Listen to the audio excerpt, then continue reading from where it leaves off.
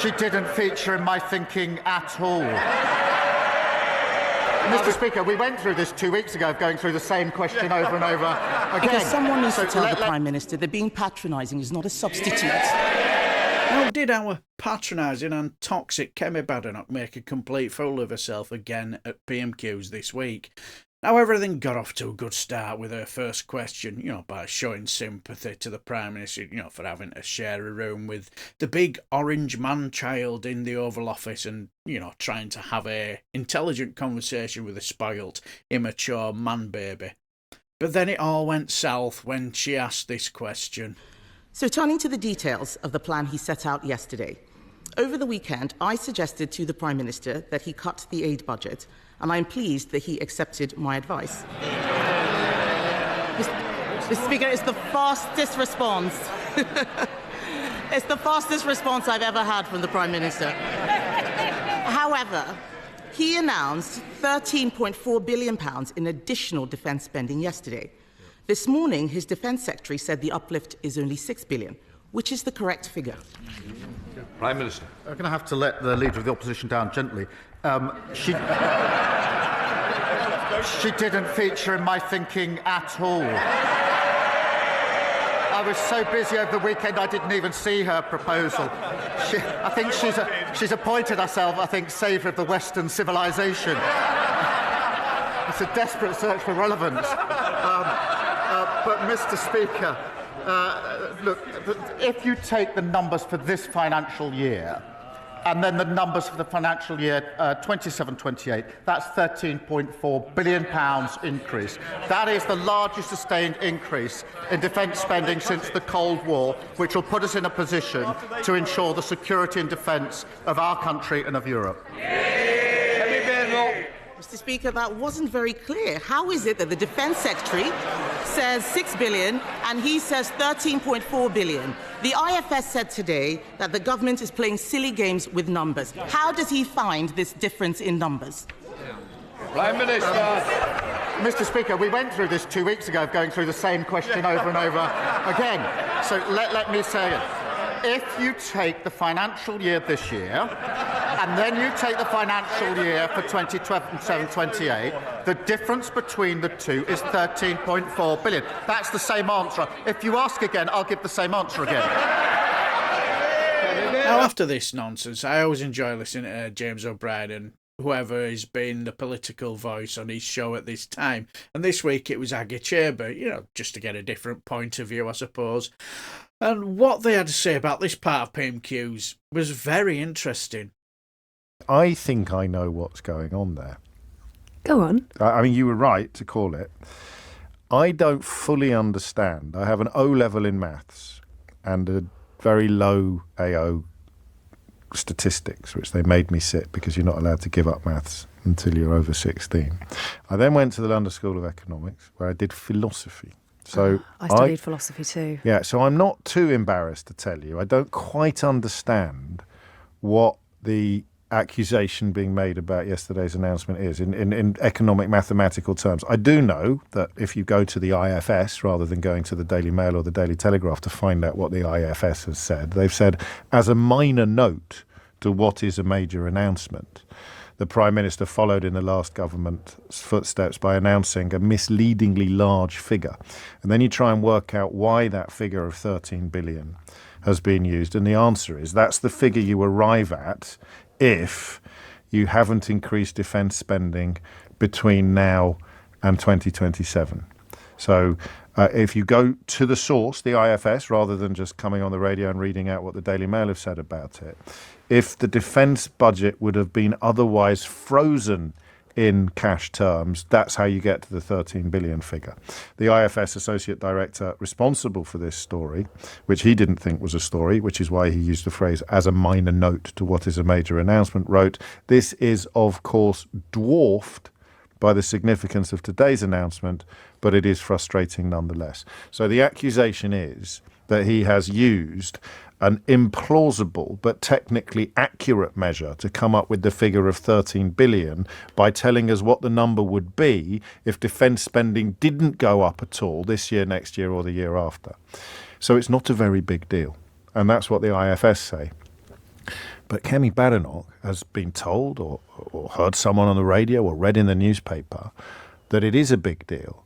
And she's used it as a weapon without understanding what it is that she was trying to say. Well, it may have been a minor note. However, and the IFS referenced it there, the fact that the Tories did this. And when the Tories did this, they talked about, I think I'm right in saying, £75 billion uplift and compared it to a frozen figure. John Healey, who was then Shadow Defence Secretary, was very rude about it. But he understood it. She didn't understand the attack line that she was using there. But, I mean, she may have understood it and just have been obtuse so she could keep asking the question.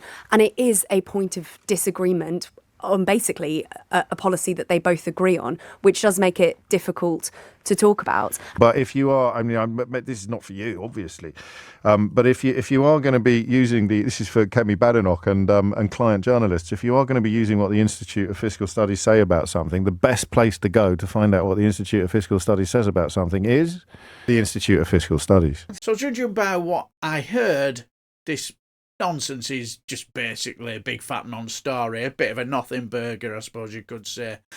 Now, does she actually know that it is, or is she trying to make more of this than what it actually is?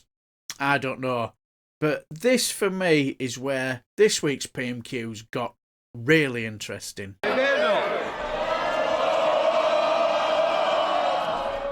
I'll decide when it's more. Come with me. Mr. Speaker, someone needs to tell the Prime Minister that being patronising is not a substitute. Is not a substitute for answering questions. Yes, our queen of patronising politics getting a massive huff because she's the one being patronised. I'd have thought she'd have enjoyed it and been beaming ear to ear about it. Now, when this was happening, I have to say I did feel a tad bit uncomfortable. I just wasn't sure if it was a good look for the Prime Minister. So I was going to be very interested in what James O'Brien and especially Aggie Chambre had to say on this part of PMQs. And what she did have to say is very illuminating. It's about being able to admit to yourself that you don't understand something, I think. Psychologically is perhaps the best way to understand it. Let's run through some of your responses. It gets to the point, writes Connor, where you begin to feel a little bit sorry for her. Oops, maybe I'm being patronising. I apologise. I did not mishear Kemi Badenoch accusing somebody else of being patronising.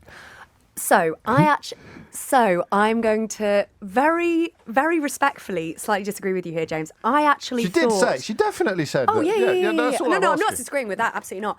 I actually thought that he did sound a tiny bit patronising when he was explaining that to her. And it may be because he was explaining it for a second time. It may be because he was frustrated. It may be because he's had 24 hours of people asking questions about this.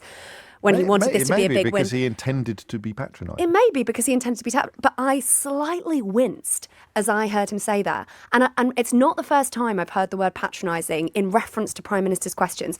Other people around Westminster have said he's got to be careful with his tone because sometimes it does feel like there's a bit of a mismatch because and there's a male-female dimension to it as well, which doesn't work in his favour. Exactly. And there's a huge imbalance in basic intelligence as well, but that's me being patronising. But somebody said to me, at some stage she's going to snap and she's going to say, stop patronising me, and it's going to be quite powerful. And actually when she said it, I was like, okay, well, there's the moment. I'm not necessarily sure it was quite powerful, but I do think that he needs to be careful. And I think in that moment, actually, she was probably right to call him out. And as a man listening to a woman, I have to respect that more perhaps than I would if it was coming from a man, because it's a trap into which many of us can fall, even with the best of intentions. Indeed, as Marita says, he was capital letters, very patronising. And then Joep, which I think is a man's name, says, my response to Badenoch's first question was, that's a really good question. Let's see where it goes.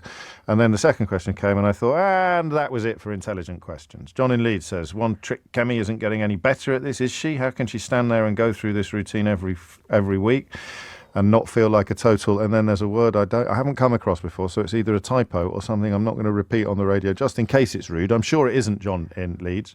Callum says she actually writes these questions about a week in advance and doesn't deviate from her notes, does she? She's either just not listening or she simply can't process that he'd actually answered the questions. That's not true with regard to the Chagos one, I don't think. And James speaks for a lot of people when he says it's hard to tell if she's being deliberately disingenuous or completely stupid. And finally, Maria says that was an open goal and she hit the post. Katie writes, and she describes herself as a histrionic woman. She writes, Badenoch is the most patronising individual I've observed in a very long time. To accuse Starmer is classic Freudian projection on her part. Can I disagree with Katie, or would that be patronising? You're very welcome to disagree with Katie. I think two things can be true at the same time, can't they? So he was patronising, but Yep. she is always very patronising. Yeah, so I it's an agree odd, with that. it's an odd opening to pursue, I think. Very interesting, eh? Now, the thing is, as far as I know, wasn't our Kemi Badenoch engineer in a past life? If she was, wouldn't she be better at numbers and figures than a former lawyer? Yeah, granted, it's economics, but she would have a better grasp of numbers and figures than he would, I suppose.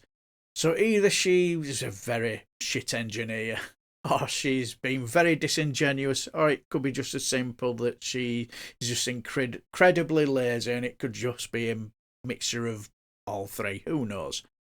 But if she is being disingenuous, isn't she basically patronising the public? Also, I would love to know, who were these MPs, saying that the Prime Minister should be careful with his tone? Are they Tory MPs, watching a rubbish orator, wiping the floor with their really floundering leader? Or are they actually female MPs, from all sides of the chamber, saying that Keir Starmer's patronising a female leader of the opposition that way isn't really a good look and he needs to be careful? Interesting, eh? What do you guys think? Was Badenoch embarrassing at PMQs again? Or is she being disingenuous and patronising the public by treating Joe Public as practically thickos because she believes she can hoodwink them on this? Or does the Prime Minister need to be careful with his tone with Kemi Badenoch? Let me know down below, and if you enjoy everything House of Commons and Select Committee meetings, just give us a like and subscribe, and I shall bid you farewell and take care, my friends.